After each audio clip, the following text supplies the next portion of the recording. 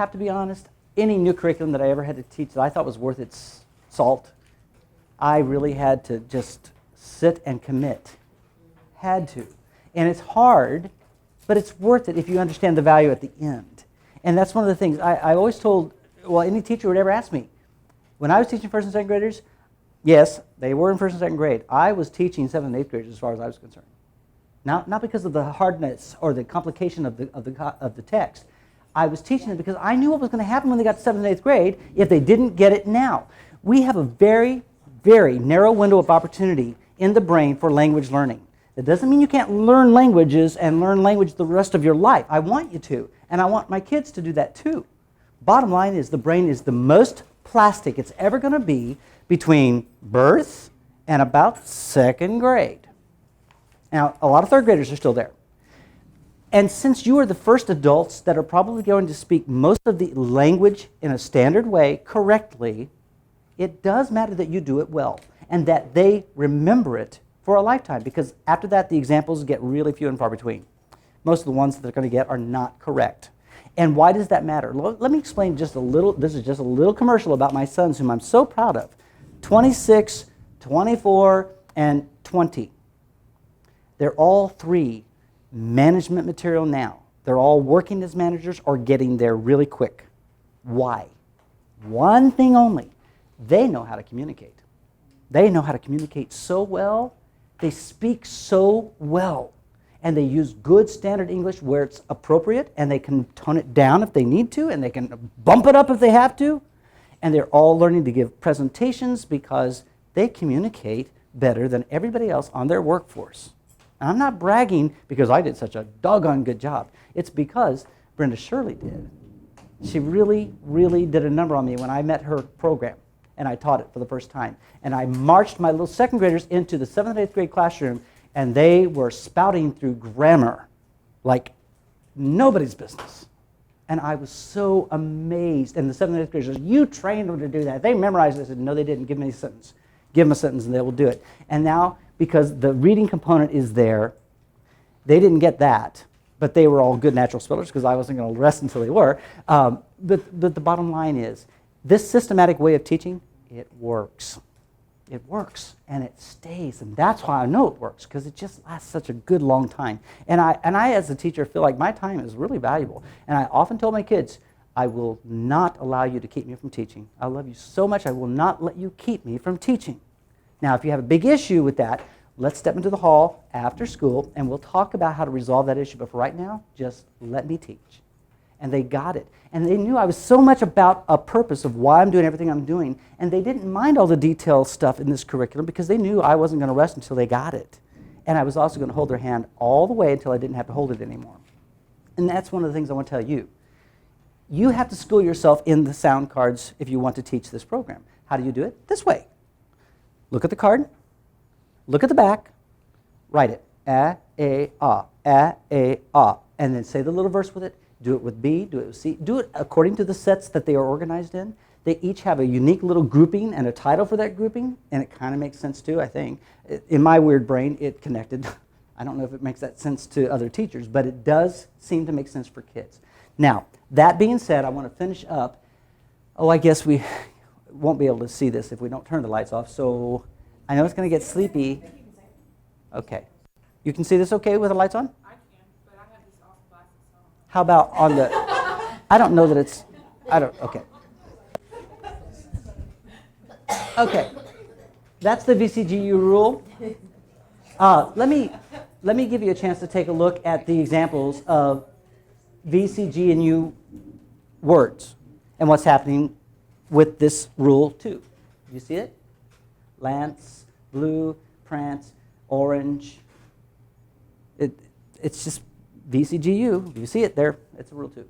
Okay, moving on. That's more of the analysis that I don't need to take you through because we already did a little of that. Here I go fast. Now, I was going to give you a chance to do this on your own. So, I know. I want you to at least try dance. Let's do it, but you write it. I'm not going to do anything on the board, but let's try it. So, I'll say the word, then you say the word. Ready? Dance. No, I'll say the word and then you say the word. Watch me. Okay, here we go. Dance. Dance. Okay, let's clap and see how many syllables there are. Ready? Dance. One syllable. No spaces. Or you could say 0 spaces. All right, so there it is. Good luck. It's like, what? Where's my safety net? And this may be too new to you right now to do it with confidence, but just try to remember what we were talking about.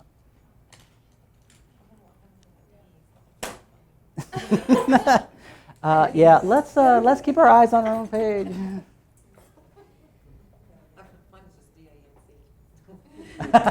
Oh, I love talking about that, though. Were you going to ask a question? Okay. When my kids would get a little concerned about things like that, I would just say, well, if you misspell it and you leave the E off, what is that word? It's dank. Dank. And of course, I know a word dank, but that's spelled D-A-N-K. Like dank and dark, a dungeon. But that's not the same word. How do you know? Because I told you it wasn't. It's dance. Okay, how many of you think you might have that right? Okay, and again, this is another strategy you can use with the kids. As they become really good at this, bring them up to the board. Have them put it on little individual whiteboards or something that lets you see that you see they know it. That's really powerful. And in your classroom, you're going to keep it so safe, so risk-free, that they don't mind saying, well, I thought I had it right. And everybody else goes, excellent job, good try. Not quite right. Keep trying, get there, you're almost there. Now, this is one individual word, and a lot of people would say, well, that's not really moving very fast.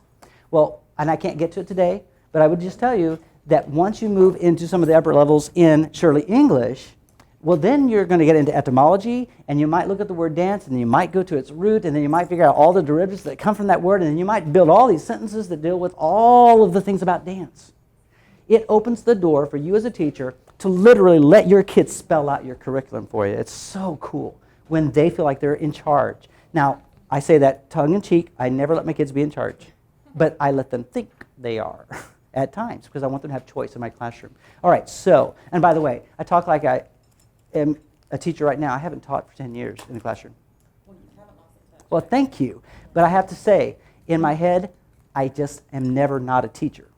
Just not. And I think that you are, I mean, if you're worth your salt, that's the way you're going to be. And you're going to find value in what you think is most important for your kids in the future and not just for today or tomorrow. It's so important that you move on. How did you spell dance and how did you code it? First of all, let's spell it. Ready? D-A-N-C-E. Okay. And we already clapped it. We know it has one syllable, no spaces. And we know that it does end in what? And so when that happens, what do? Don't think hard, just say, circle it. All right. Now, we have to go through a series of questions. Is the E part of a split vowel spelling for Rule 1? How do you know? Biggest clue. Is it the vowel short? It's not dance. It's dance. So it's not Rule 1. Rule 2. Are you ready for Rule 2 question? Okay. In front of E, do you see a V, Z, G, or U? Oh, you do. Okay, so that means this is which rule? 2. So put a little 2 there. Do you ever get kids who do Rule 2 first? Because Rule 2 is kind of easier. You know what? Yes. And my goal would be they don't even have to go through the questions anymore. I'd love it if they could just go, oh, that's it, Rule 2. Just because they see that letter. Yeah. And I think that's brilliant. That's the goal. And one of the things that you had said, which I thought was so right, and it forced me to say something that I agree with wholeheartedly. This is not an end in and of itself. Word coding, yeah, it's cool. It's a great strategy. It is not your goal. It's a tool to get you to the goal, which is they need to look at the word dance and go, that's the word dance, and I can spell it, and I know what it means, and I can write it in a sentence. And I can put it in there any way you want, and it's going to make sense. It does have a meaning. And that's what's really cool. Every kid has a name. Every teacher has a name. Every letter has a name. But that's different than the sound that it makes. And I want you to know both. And I want you to know the difference when I ask the question. And if you don't know the difference when I ask the question, I didn't teach it right. And we're going to go back and try that one more time. Now, we finished the E, so leave it alone now and go to the front of the word, and what do? Analyze it. What kind of a letter is D? It's a consonant. Does it have one sound or more than one sound? One sound. Well, if it has only one sound, I don't do anything to it. Leave it alone. Now, this is my opportunity, though, because I like to review and call it what it is. I would say, this is the tooth tablet that taps the back of your top two teeth. Is this the one that's voiced or unvoiced? It's voiced. Does it matter? Yeah, I think it does. Do you have to do it every time? No. If you want to, go ahead, but don't if you don't want to, if you don't have time. There have been times when I just said, boys and girls, I'm going to write all the words on the board, and I'm going to code them all for you. Write them down. We're moving on, because I don't have time today. And did that matter? No, not at that point, because they were so good at it. And that's what you've got to be able to do. All right, so leave that alone. We know it's a vowel, and it's the first sound of A, and since the first sound of all the vowels is always black, just leave it alone. How about that's the other nosy sound. One sound, only one letter. It's not silent, it's not odd, leave it alone. We're back to the C again, and that's your clue. You are forcing the kid's brain to go through the whole word, because most of the time they just don't, and now they have to. So we know that this has two sounds. It's k or s. Did I say the word was dank? No, what did I say? Dance. Ooh, so that must be the second sound of C, and we not color code. What do we do with that? We underline it. And you know the mistake I just made just now? Kids will jump on that faster than fire. And if they do, yay. Because that means something went haywire in their head. They said, that's not right, Mr. Lutz. And I love it when I know that I actually am right in some places. And then we argue a little bit. And there have been times where the kid actually had a valid argument. And I said, guess what? We've got a new rule. And we did it. We just said, that's our new rule. And when a kid knows that, wow, we're there.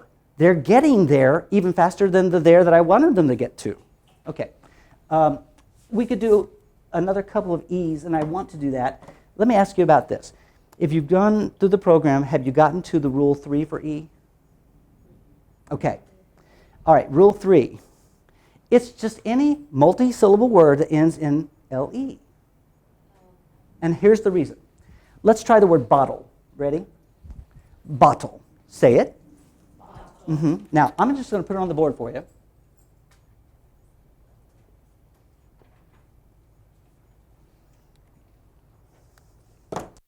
Let's clap it. Ready? Bottle. Okay, now that's kind of weird for some people because, like, well, why'd you do that? Well, because there are two T's there, and I'll teach you in the program that if it has a doubled consonant in the middle, each of those syllables is going to have that one of them in there, because if not, one of them is silent, and it could be that way, but it's not. It's bottle. 2 syllables, 1 space. We've got the first syllable, bot. So at the end of the first syllable, let's just deal with that first of all. I don't have my space here. I got to fix that. That's the first step. Now I have to ask myself about this first syllable. Is there a silent final E? No. Well, if there's not a silent final E, what do I do? Just go to the front and start. B, 1 syllable. No lines. It's not silent. It's not odd. It's just B. So that's the other lip popper. How about O? It's a short O, and all short vowels are black. Leave it alone. T. Tooth tapper that taps the back of the top 2 teeth. Okay? 1 sound, 1 letter, not silent, not odd. Leave it alone. You. That's great. Now let's go to the second syllable.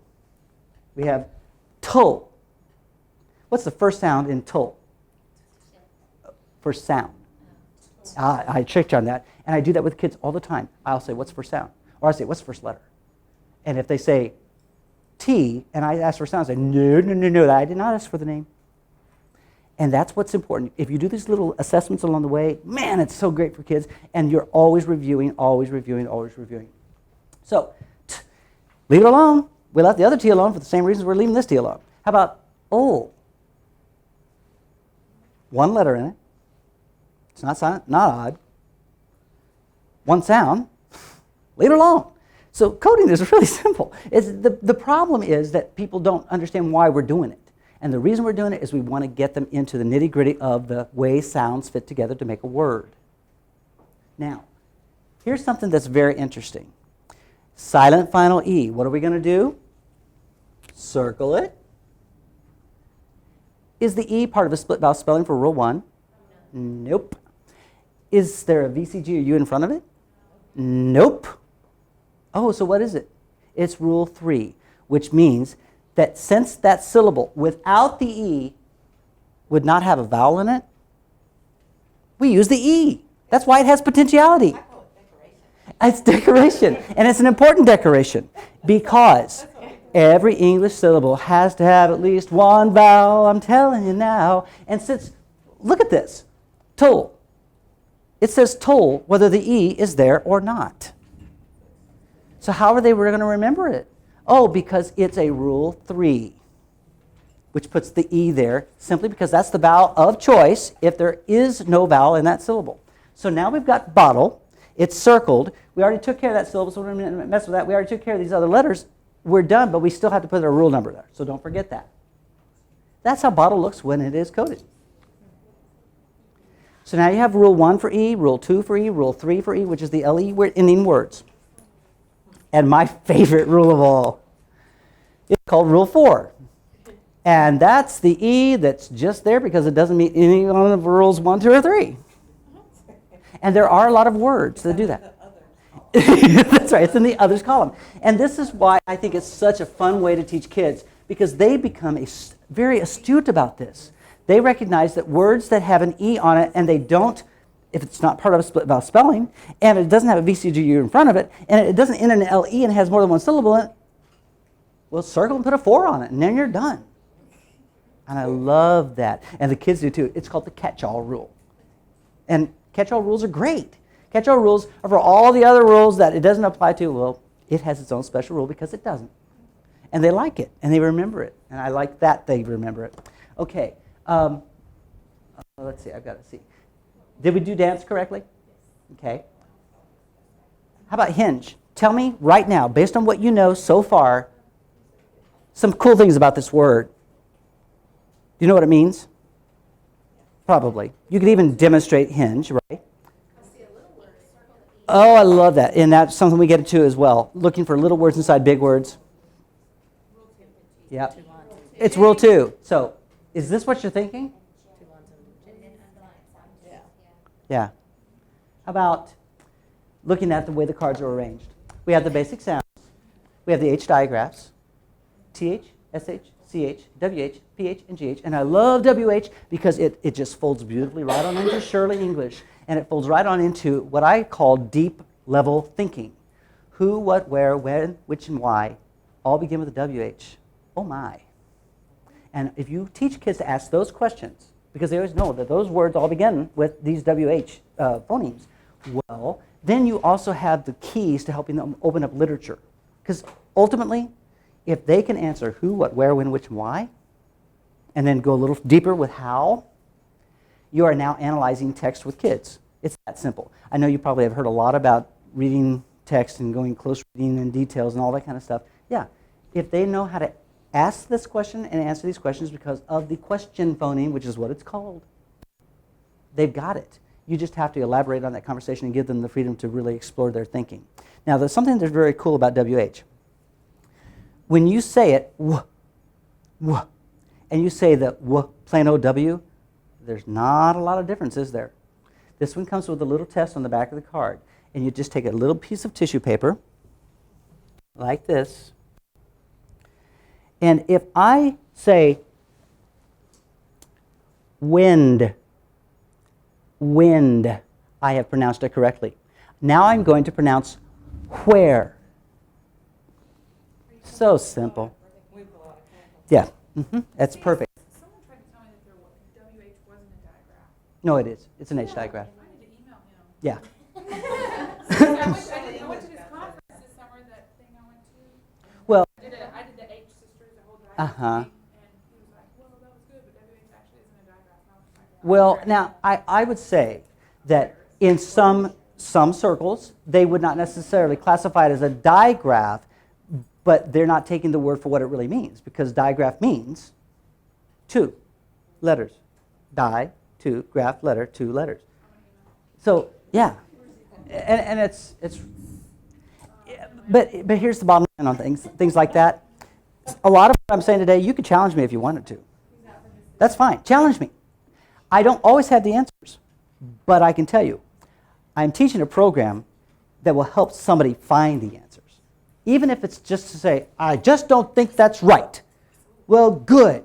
Go find your proof and come back and argue with me, and I promise you're going to be smarter than you were before we started arguing, as long as we can do it in a respectful way. And I think that's really, really super important. Let's look at the other groupings. R-controlled vowels. I love R-controlled vowels. R and or of a star is born. Star is born. Now, I teach a little science thing with that, and they roll their hands together, and we're making a star. It's not the Judy Garland movie. It's actually a cosmos thing. Anyway, but star is born, get it? And then we move on to the double vowels, really important. There are really only 2 phonemes that are double vowels that I feel like are necessary to really talk about. However, you can put 2 vowels together, AA and get A, EE and get E, OO and get O. Believe it or not, double O can say O, as in door and mower, like the mowers in England. In-guard letter teams, love in-guard letter teams. If your kids get this, they are so sailing. In our language, if you have a phoneme that ends in a W, it will be pretty much anywhere in the word, but it does get a special reserved spot at the end of a word, because the other one that makes the same sound, which is right here, this is ow-oh, cows in the snow, and this is ow-oh-ooh-uh. And the first, well, now that's really easy to remember, though, because here's what happens. It's like this, oh, you fell out of a tree. Ow, oh, ooh, hit 4 branches on the way down. It hurt really bad. And when you say that, they say, oh, you fell out of the tree. Ow, oh, ooh, Well, that's different than ow, oh, cows in the snow. And here's the reason it's different. What letter does that end with? And what do we know about V, C, G, and U? You can't use it at the end of a word without an E there. So if I tell you to spell the word, and I won't pick the personal pronoun you because it doesn't follow the rule very easily. But what if I said spell how? How? How would you spell it? H-O-W or H-O-U? H-O-W. Because you can't spell H-O-U. Not allowed. Just not done. Because English words don't end in a V, C, G, or U unless you want to throw an E on after it. Except for the word you. Y-O-U. Personal pronoun. So I talked about exceptions. There is a bona fide exception. But thankfully, it's a really easy one.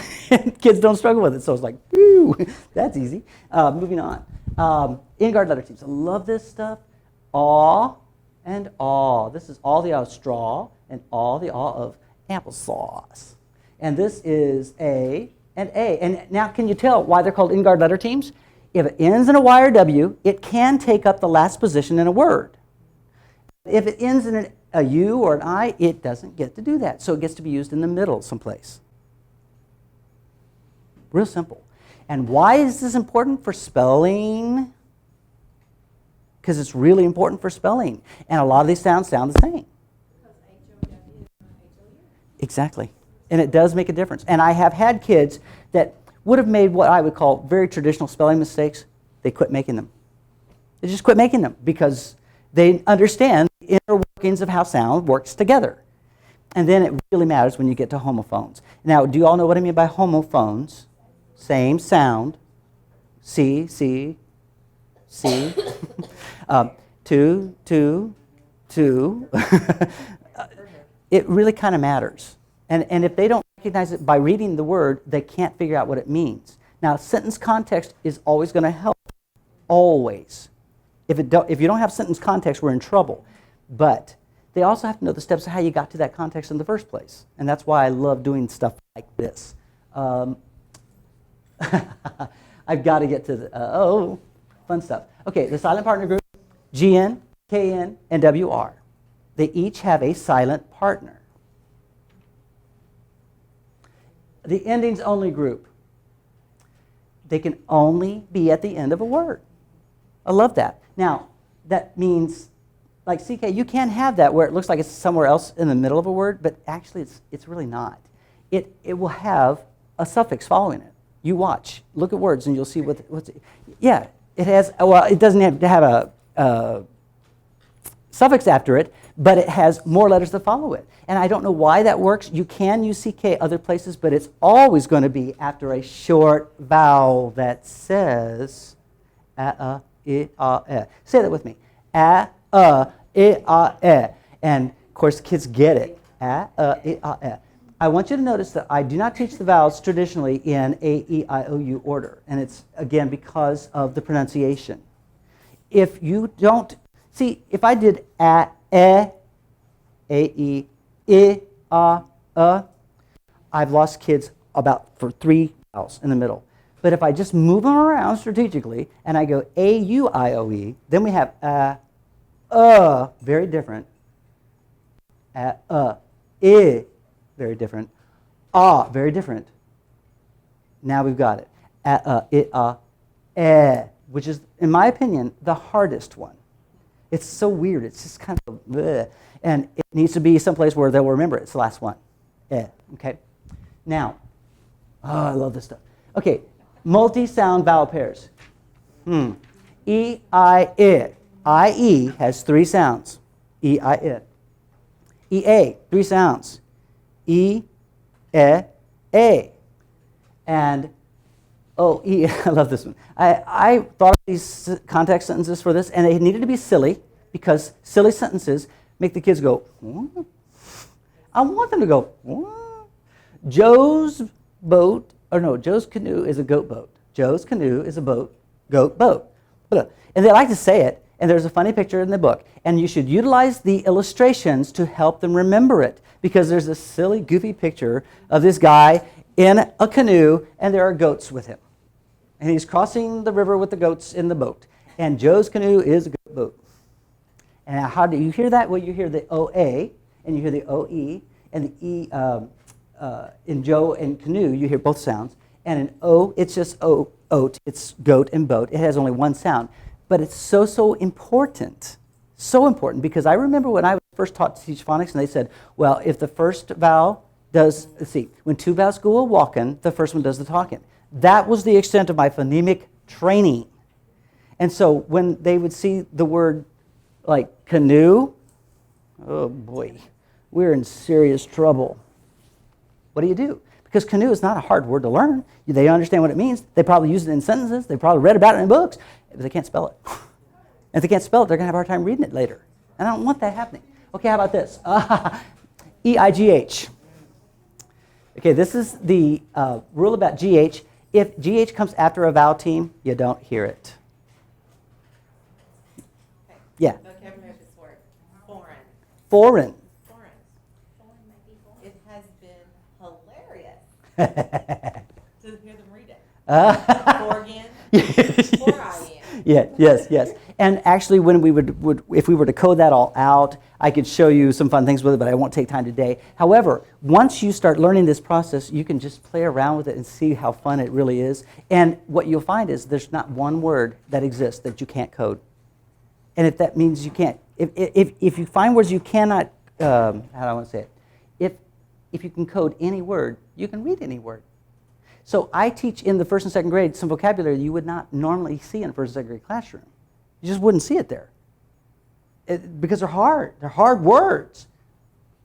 But no word is hard. It's just new. And if they already have the background, well, it's not a hard word. And I watched 2nd graders read at a 6th grade level by the time we finished this kind of teaching and that kind of learning. And I wasn't a brilliant teacher. They were just really brilliant kids, and I had tapped into how their brain works, and that's not a gift from me. That's just divine, as far as I'm concerned. Okay, now look at this. Silent GH group, I just talked about that. The 3 musketeers. I love this rule. SH can start a word, it can end a syllable, and it can be in front of ship. And say it carefully. Ship.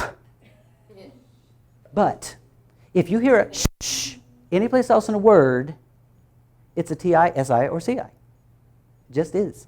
And what's really cool is if there's a vowel after them, then you'll for sure have the sh sounds.